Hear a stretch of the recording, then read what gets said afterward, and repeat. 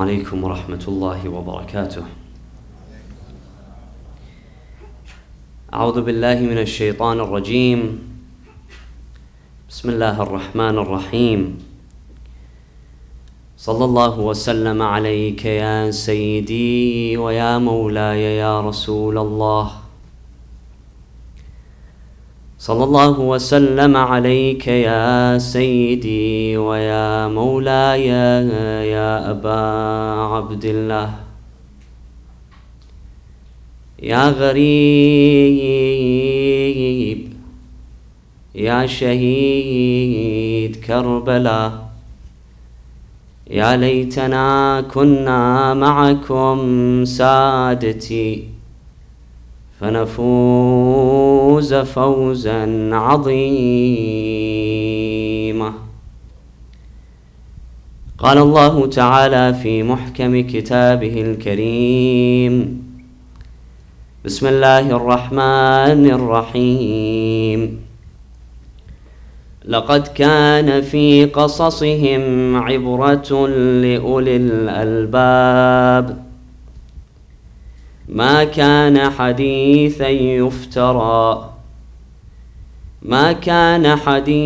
يفترى ولكن تصديق الذي بين يديه وتفصيل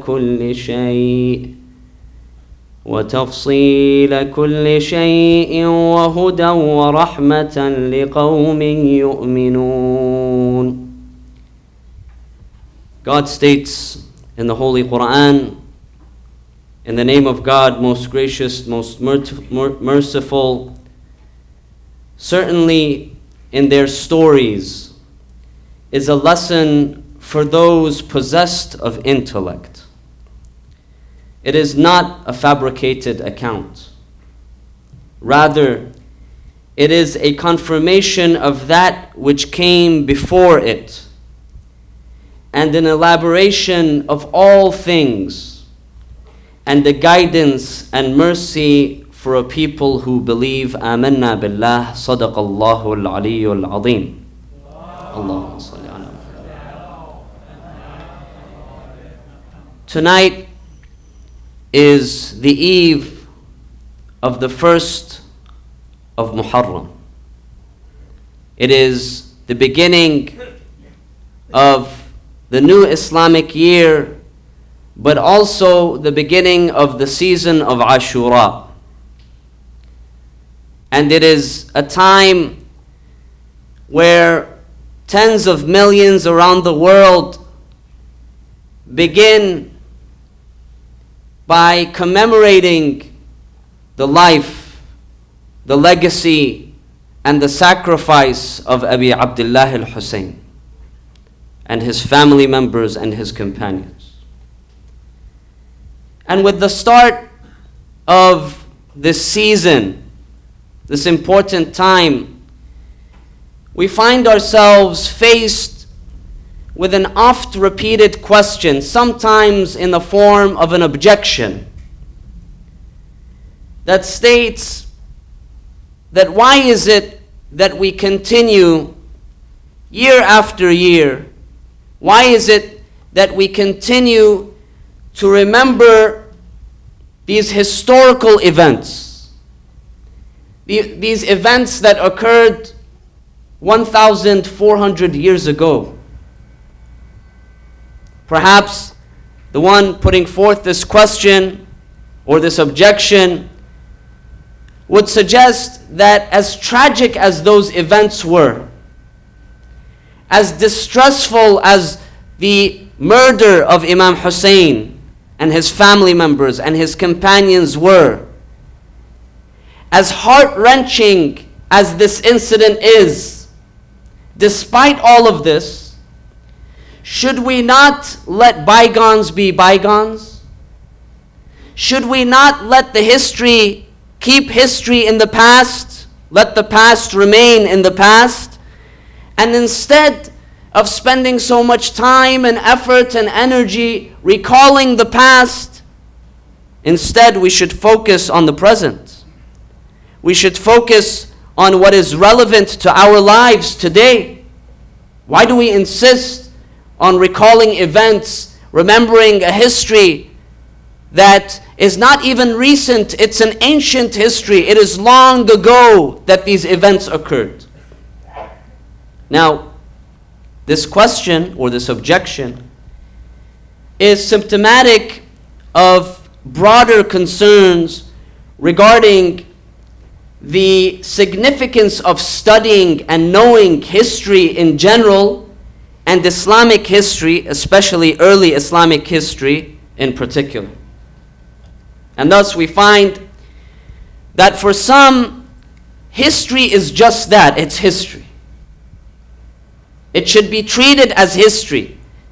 It should remain in the past. It has no relevance for us today. Let's keep it in the past, where it belongs. I read a study recently that says that only 25%, 1/4, 25% of American high school students are competent in basic U.S. history. Only 25%.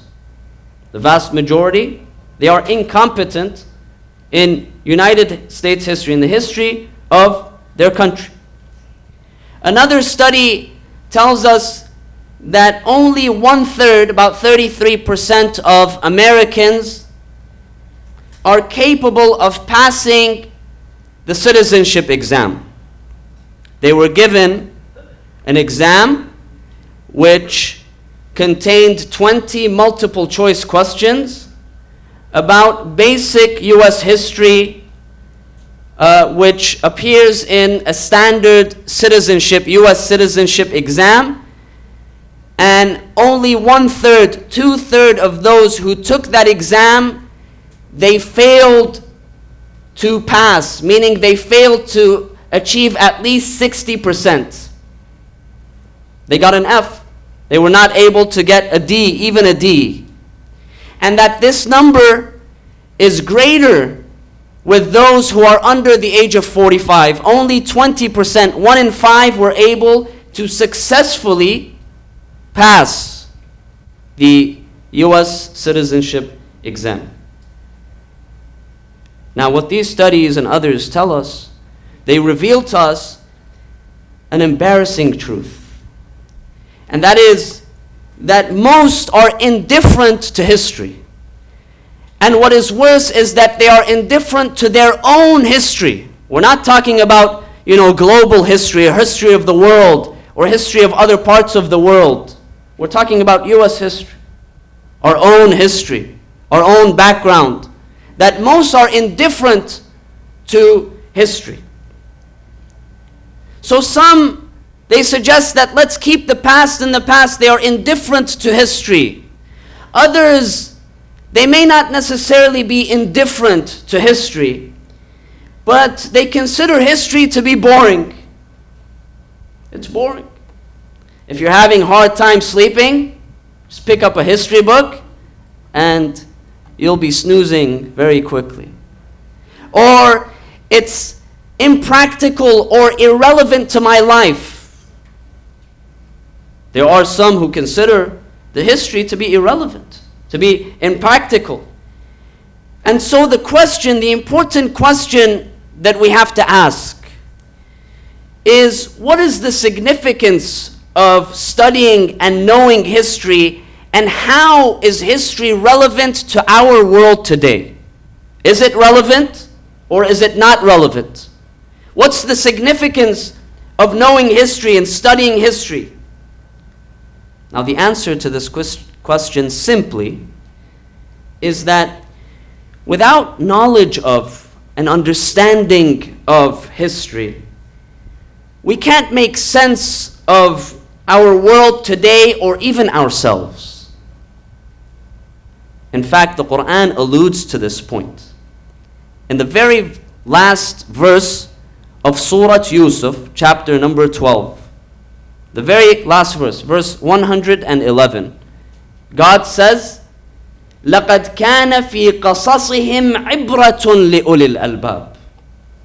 We know that the Quran contains many narratives, many stories of past generations, those who came before the Prophet and the early community. Hundreds of years before, the Quran gives narrative stories about them. Here God says, certainly in their stories is a lesson for those possessed of intellect. It's not just a matter of relating the history or being aware of it, so that when I'm asked what happened in so-and-so year or what happened at this time, I know. But that the relation and understanding of these historical events has lessons for those, according to the Quran, who have intellect. لَقَدْ كَانَ فِي قَصَصِهِمْ عِبْرَةٌ لِأُولِي الْأَلْبَابِ. We have to know history in order to make sense of our world, to make sense of ourselves. And the reason for this is because history is everywhere. Everywhere we turn, everywhere we look, there is history. Each of us as an individual is part of a living history. And as a collective, as a group, we form part of a collective history and a collective memory when we come to ourselves as individuals. Even our physical compositions.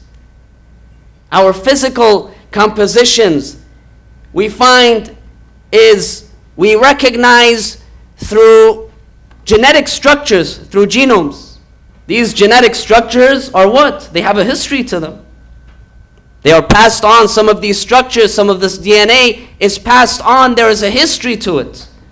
So I, as an individual, do not appear without a history. There's a history to my physical composition, my physical being as an individual. When it comes to our collective history, take the example of language. How do we learn language? Do we learn language by ourselves? No. We find that we learn language as children, as infants. We learn language through a socialization process. We hear others around us, our parents, our siblings, family members. We hear this language and we begin to form the language.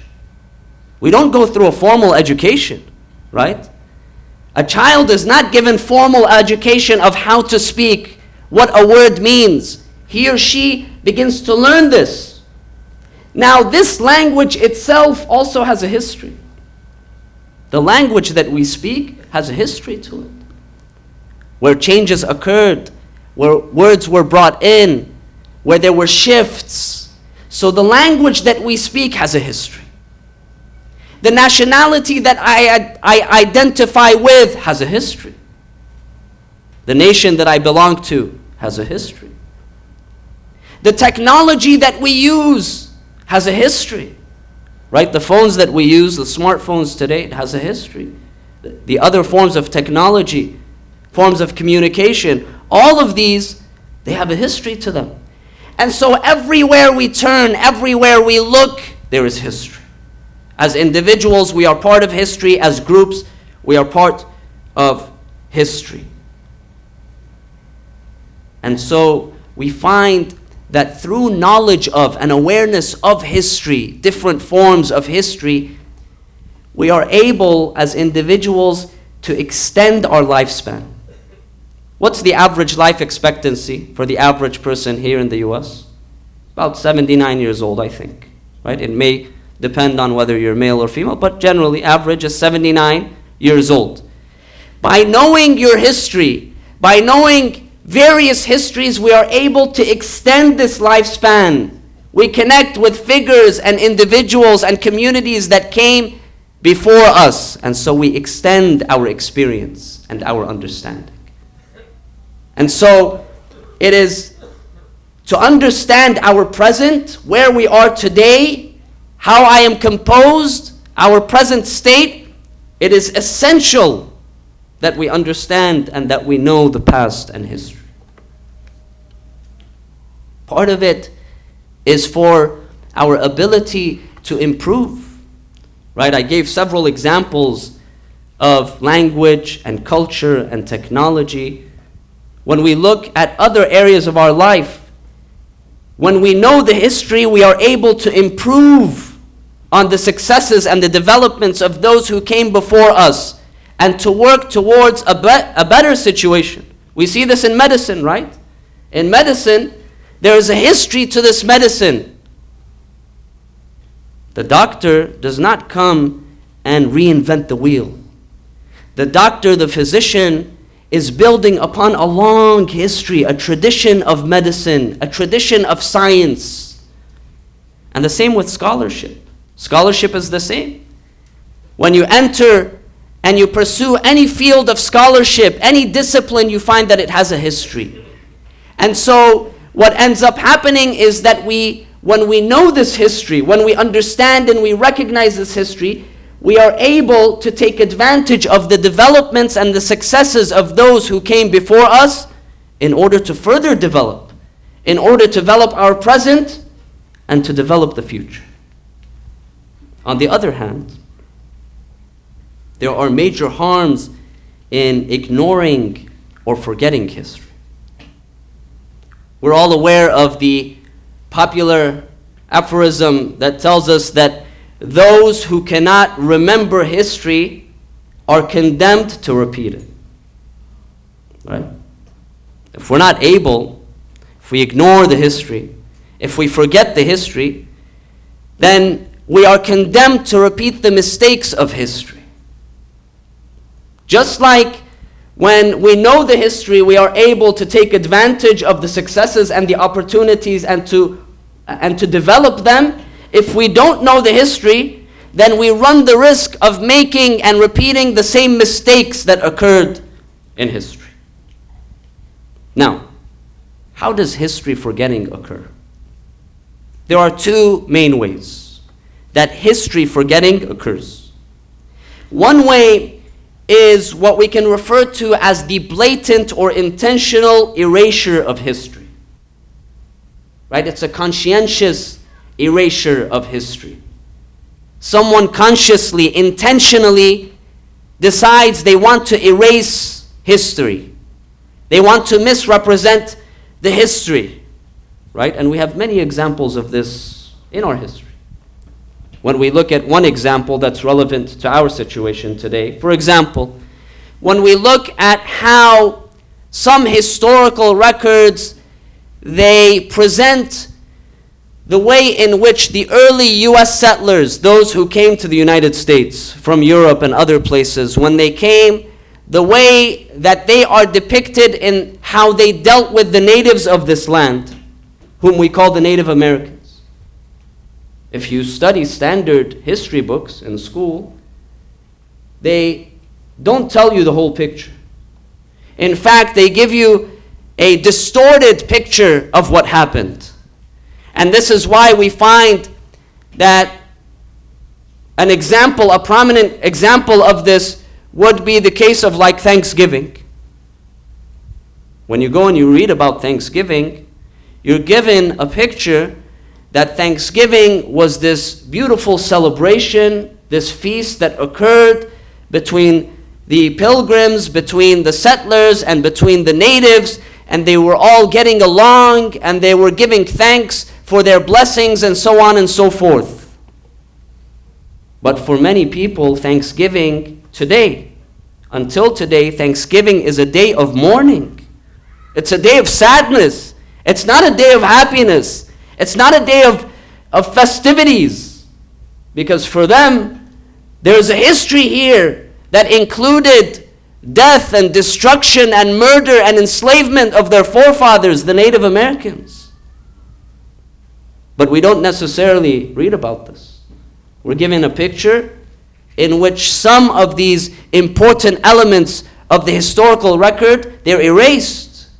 They're misrepresented. So this is one.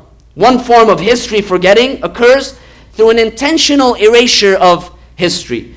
The second occurs whereby the history is there. It's not erased for the most part. There are elements of the history there, but we choose to ignore the history, or we choose to follow, but to follow uncritically.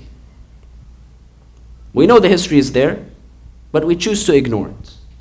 We want to put it aside. We don't want to think about it. We do not want to remember it. Or we are given a certain picture, a certain idea of what the history is, and we follow blindly without being critical, without going and asking, is this accurate? Is everything that I'm told here, is this accurate? An accurate portrayal? And so many people, they think they know history, but the history that they know, they have followed uncritically, or they have ignored the history. They have chosen to ignore. And so what is said of history in general is also true, brothers and sisters, regarding Islamic history in particular. We have these same sort of problems. If we want to understand in large part the present situation of Islam and Muslims in the world, it is essential for us to understand the history of this tradition, the history of this religion, the history of Islam and Muslims, and especially the early history of Islam. It's essential. Without recognizing what happened in the early history of Islam, we are not able to make sense of what's happening today, the present state of Islam and Muslims. And one of the major events, a turning point in the early Islamic history, were the events that surrounded the martyrdom of Abi Abdullah al-Husayn. This was a turning point in the history of Islam and in the history of the world. A major event, a major turning point. And this example, the example of Imam Hussein and the example of Karbala and Ashura, is a remarkable example of an event that also is subject to those same two processes of history forgetting. Number one, the blatant and intentional erasure of history.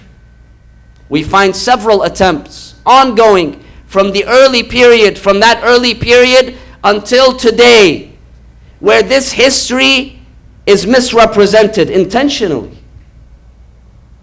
There's misrepresentation. There's a different story that is given. When we read some of the historical accounts, we find, sometimes you read some things and they just shock you. You're shocked. Sometimes you might hear something, you read something, and you can find, sort of an answer for it. You can find a, solution. You say, well, it could possibly be this or that. Sometimes you read something and you're shocked. How is it possible, for example, that when the women and the children, the captives after Ashura, when they were taken, they were paraded in captivity, in chains, and the heads of the martyrs were placed on the lances, and they were paraded to Kufa, and then from Kufa to Damascus. We have records that tell us that the people, when they saw this, they were celebrating. Why? Because they assumed that these were major rebels, that these were non-Muslims, they were kuffar, they had rebelled against the state, against the caliph, and they found their end. They found their demise. This is what people thought. Why? Because you had a huge propaganda machine. You had energy and influence and power that portrayed the picture as such. And this is why we have some accounts that tell us that some people, when they realized that this is the family of the Prophet, these are the grandchildren of the Prophet, they realized this and they recognized what had happened. From that time, and then in the decades following, for 6 decades at least, 60 years at least, in the early Umayyad period, we find that the cursing of Ali ibn Abi Talib was instituted as part of the Friday sermon. Allahu Akbar. As part of the Friday sermon. that Imam Ali and his progeny, his family, would be cursed by the khatib. And so you have generations of families that grew up thinking that Ali ibn Abi Talib did not pray. Allahu Akbar. How is it possible? The man who was born inside the house of God in the Kaaba, the one who was assassinated in the house of God in Masjid al-Kufa, he did not pray? But you had people, because there was a propaganda machine that intentionally erased the history. And it continues until today. It continues. Look at the world today. This event comes, Muharram comes, Ashura comes, and you rarely hear about it except from a select group of people, especially the followers of Ahlul Bayt. You hear about it. Otherwise, many Muslims themselves, let alone those who have no knowledge of Islam, no knowledge of these events, many Muslims themselves. So this is one way in which this event was intentionally erased, attempts to intentionally erase it and misrepresent it. The other is that no, the history is there. People are aware of the history. They've studied the history. They've read what happened. They are very well aware, but they choose to ignore this history. They choose to ignore it. They choose to put it aside. Some people are even unaware of this history. I've met many people myself, and perhaps you in the audience know of people who were unaware. They had no clue what happened in the early period of Islam, in the early history. They have no idea that the grandson of the Prophet, the one who the Prophet himself, he said, Husaynun minni wa ana min Husayn. Husayn is from me, I am from Husayn. This person, this figure who was not only related in blood to the Prophet, but had such a great position in the eyes of the Prophet himself, and before that in the eyes of God, that they have no clue. They've told me, I've never heard this story. I had no clue that this happened. Allahu Akbar. But what's worse than this is that those who know, but they choose to ignore. Because you can give someone an excuse. You tell them, you did not have access to certain records. You may have grown up in an environment that, did not give you the history, veiled this history from you. But there are those who know the history, but they still choose to ignore it. And this occurs. This occurs even until today. Many of today's tragedies and challenges, as well as the opportunities and successes, can be traced to similar historical circumstances in the early period of Islam. When we read history, we know that when the Holy Prophet Muhammad sallallahu alayhi wa alihi wa sallam, Allahumma salli ala, when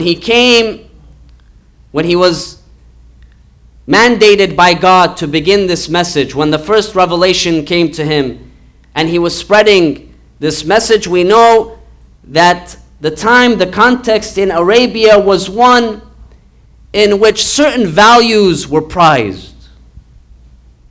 Tribal affiliations, economic stature, strengths, military, economic strength, these were prized in that region. And the Prophet came with a radical idea of social change and social justice. And he worked tirelessly, day and night and day, in order to transform this society, in order to change this society. He came with a major message, a message that is exemplified in verses of the Quran, such as the 13th verse of Surah Al-Hujurat, chapter 49, Ya ayyuhan nas, inna khalaqnakum min dhakarin wa untha, وَجَعَلْنَاكُمْ شُعُوبًا وَقَبَائِلَ لِتَعَارَفُوا إِنَّ أَكْرَمَكُمْ عِنْدَ اللَّهِ أَتْقَاكُمْ. A major message. This was such a powerful message, a radical message, that, oh people, put aside these prized values that you have of tribalism, of my tribe, of asabiyya, usness, at the expense of others. It's us, not you. It is my tribe, not yours. It is the wealth that I have. It is the power that I have. Put these all aside. Why? Because the most valuable of you in the sight of God is the most God conscious, is the most righteous, is the one who is able to do good to others. The Prophet came with a message that all of those who recognized God and obeyed God, they were equal in the eyes of God. The standard of worth was how good you could be to yourself and to others, to your nafs. Yourself meaning your nafs, not your body, not your family, but to your nafs. Whether you can purify it or not. Whether what you did was sincerely for God and for the betterment of society or not. This was the standard of worth that the Prophet brought forth. He came forward and he told the people, "O people, no one is better than the other, no Arab or non-Arab. All of you are equal in the eyes of God." This was a radical message. And he spent 23 years constantly preaching this message. Not just preaching it, but exemplifying it in his own life, in his own character, in his own attributes, that of himself and his family members and those around him, his companions. So you had this sort of change, radical shift in society, where a large segment understood different values to be worthy of recognition. But then you come afterwards, very early on after the Prophet. The Prophet departs this world, and slowly you start to see those old values rearing their heads again. These new values of God consciousness, righteousness, equality, goodness, they start to fade away. And you have a society that begins to develop once again based on those old values of favoritism, of tribalism. And you see this especially with the Umayyads. The Umayyads who come and to reintroduce, they don't invent, they reintroduce these ugly values that were held before. They reintroduce them through their own character, through their own exemplification. And so this process reemerges once again. You find their lavish and indecent lifestyles. If you go to the historical record, it tells us that when Umar ibn al-Khattab, when he had appointed Muawiyah we know as the first Umayyad, the institutor of the Umayyad dynasty, the father of Yazid, Muawiyah ibn Abi Sufyan, the son of Abu Sufyan, that Umar ibn al-Khattab, he had appointed Muawiyah in his earlier position in Ash-Sham. But then it was not until later that he gained prominence to become the governor. Umar, the records, they tell us that Umar one day he went to visit Muawiyah in Ash-Sham, and he came back and he described what he saw. He described Muawiyah's personality. And he described him in a single word, in a single phrase. He said Muawiyah is living the life of the Khusro of Persia, the Sasanian king. He is living a life of royalty. This is Umar's description of Muawiyah. And there are many other descriptions that are found of the individual lifestyle of these people. And it became, of course, worse with Yazid. We're all familiar with what kind of character Yazid ibn Muawiyah had. So you had all of these values come back once again. Tribal favoritism, economic inequality, and all of these things that the Prophet fought so hard to extinguish, to change in society. And then you have Imam Hussein. Imam Hussein who comes, he realizes, he sees what has happened in society. And this was a process, brothers and sisters. I don't have time to give you, obviously, the comprehensive history, But this was a process from the departure of the Prophet all the way until the time of Imam Hussein. Imam Hussein dies in the year 61, 50 years after the Prophet. Half a century this process is happening. Half a century, right? And so you can imagine how it has affected the society. This was not just the caliphs sitting there and doing their own thing. This affects society.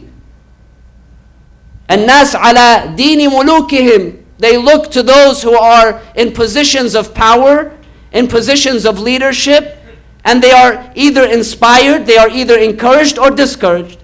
If their leaders do good, the people are encouraged to do good. But if the leaders themselves are not good, what happens to the people? What happens to them? So Imam Hussein comes, he recognizes this sad state of affairs of the Muslim community. And he takes a stand. He takes a stand. He realizes that this is not sustainable. If it continues this way, khalas, there will be no more recognition of Islam. Islam will be gone. The Islam maybe by name will be there. But the true Islam that his grandfather, his father, he himself, other noble companions of the Prophet, they worked so hard to institute, it would have vanished very soon. And so he resisted. He stood up. He realized that he stood up. He realized his responsibility to stand up, to rise. And this is one example, brothers and sisters, of the urgency of the matter. This is why this event is so important to us. One example of why it's so important. As Muslims, as individuals, and as members of society collectively, this is why it becomes for us so important to continue to recall, to understand, because in these distant events, there are enduring lessons. These lessons, they continue for us. As I mentioned, the Quran says that in the portrayal of the stories of ancient prophets, those who came before, there are lessons for those possessed of intellect, that they take advantage, they learn, and they are able to work towards changing, realizing if we as individuals and communities, we want to realize where we are today, our state as Muslims today, the state of the Islamic Ummah, the Islamic community, as individuals and as a group, it is essential for us to pay attention to history, to learn the history, not to ignore it, to be able to spend some time and effort to gain knowledge and awareness of our history, especially the early history of Islam, so that we can learn, so that as individuals and as a group we can avoid the mistakes of history. That God forbid we don't lapse into that state in which the Muslim community was headed to during the time of Imam Hussein. Because if we don't, then we risk repeating the same mistakes.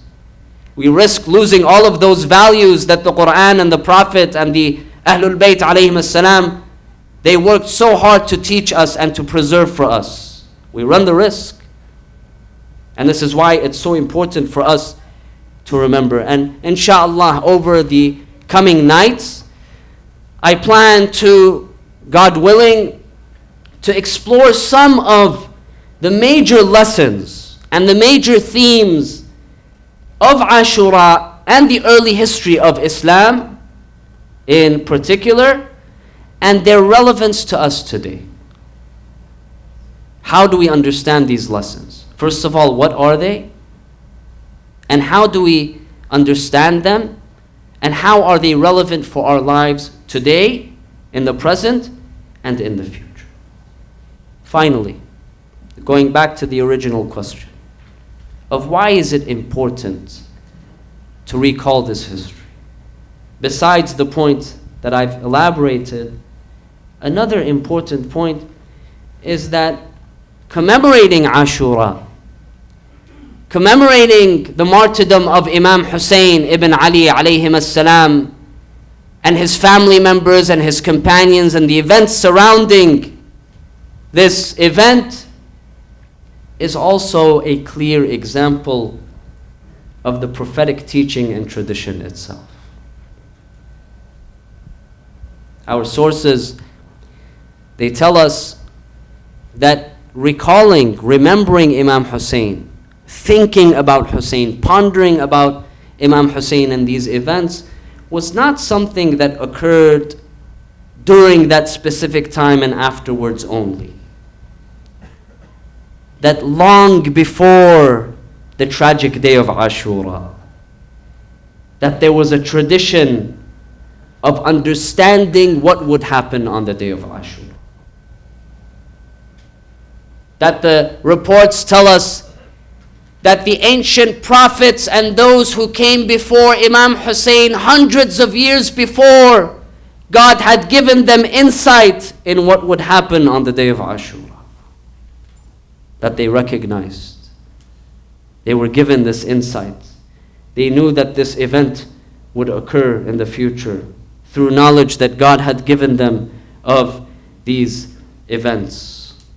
They tell us that the souls of these prophets in the heavens, the hadith, one hadith that is narrated in the famous traditionist, the book of the famous traditionist Ibn Qulawayh. The book is known as Kamilu Ziyarat. Very well known in the tradition. Ibn Qulawayh died 1,000 years ago. He compiled this book of traditions about the state of ziyarat, the different pilgrimages and the different salutations to the places of burial of the Prophet and the Imams and other figures. He mentions a hadith in this book, in Kamil al-Ziyarat, where he says that on certain occasions, the souls of the prophets in the heavens, they beseech God. They desperately pray to God. They desperately beseech God to give them permission to descend from the heavens and to visit Abi Abdullah al-Hussein, to pay their respects and their salutations, the souls of the prophets, to pay their respects to Imam Hussein alayhi salam. This is a tradition, an ancient prophetic tradition. This is why we recognize Imam Hussein very famously as the heir of the ancient prophets. Assalamu alayka ya waritha Adam safwatillah. Adam, the heir of Adam. Assalamu alayka ya waritha Nuh nabiyillah. Assalamu alayka ya waritha Ibrahim khalilillah. Assalamu alayka ya waritha Musa kalimillah. Assalamu alayka ya waritha Isa ruhillah. Assalamu alayka ya waritha Muhammadan Rasulullah. He's their heir. He's linked to the ancient prophets. He goes back to them. And it's reciprocal, brothers and sisters.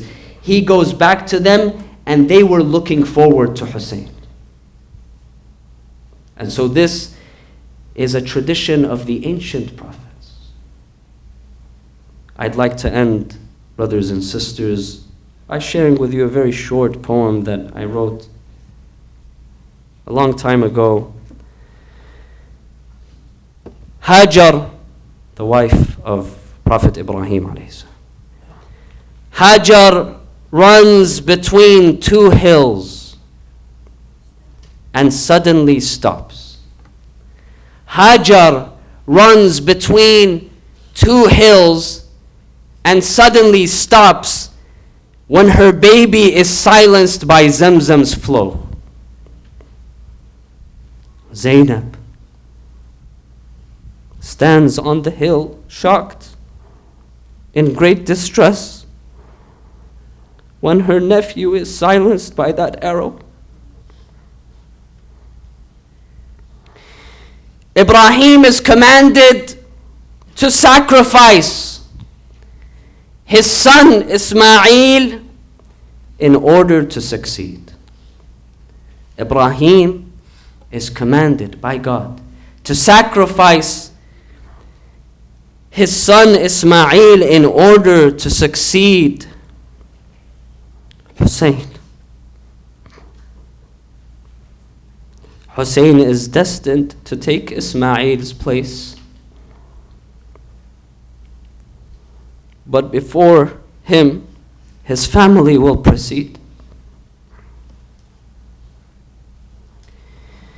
Yaqub is then separated from Yusuf. Yaqub is then separated from Yusuf. He sheds so many tears until he can't see.